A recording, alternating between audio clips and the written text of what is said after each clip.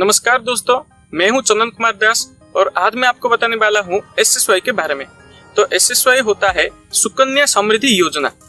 तो ये प्रधानमंत्री नरेंद्र मोदी जी के द्वारा 2015 साल में जनवरी के महीने में शुरू किया गया था। तो ये उन लोगों के लिए शुरू किया गया था जिनके पास ज्यादा से ज्यादा पैसा नहीं होता है, ताकि वो अपने लड़की के फ्यूचर के लिए कुछ सेव कर सके।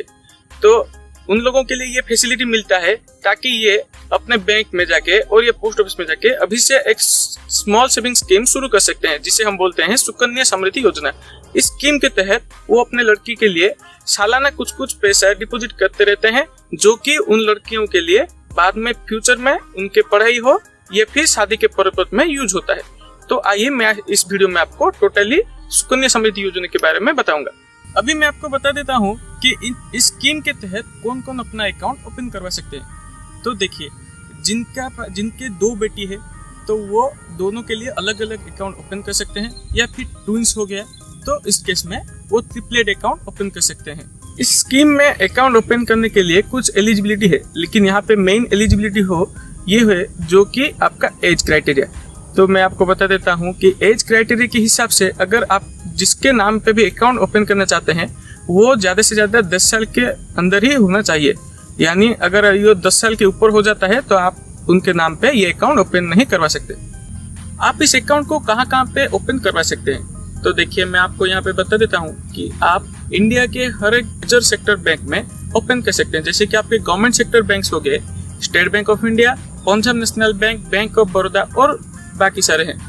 और प्राइवेट लार्ज सेक्टर्स में हो गए आपका HDFC, फिर आ गया एक्सिस, फिर आ गया ICICI और भी बहुत सारे लार्ज प्राइवेट सेक्टर बैंक है जहाँ पे आप अपना अकाउंट ओपन करवा सकते हैं।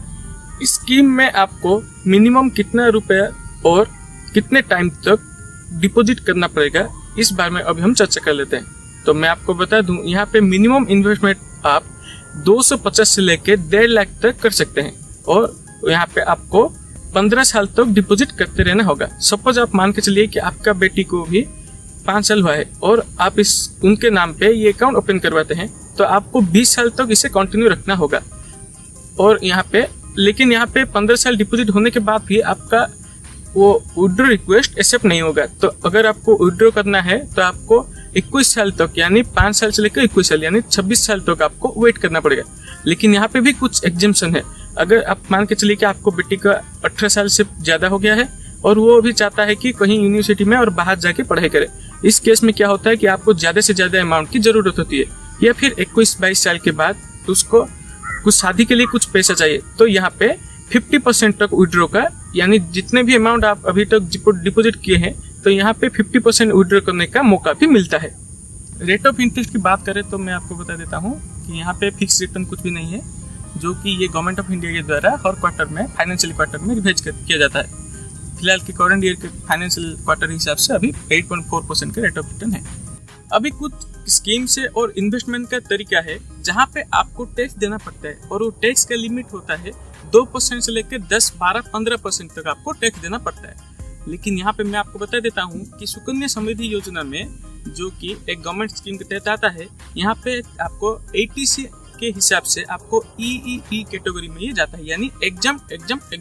तो बेसिकली एग्जाम यानी EEE क्या होता है, अगर आप जब भी पैसे डिपॉजिट करते हैं तब भी आपको कुछ टैक्स देने की जरूरत नहीं, और जो भी आपको इंटरेस्ट मिलता है वहाँ पे भी आपको टैक्स देने की जरूरत नहीं, और बाद में जब भी आप उसको विड्रॉ करना चाहे, विड्रॉ करने के बाद भी आपको कोई भी टैक्स देने की जरूरत नहीं है, जो कि एक बहुत ही अच्छा स्कीम है।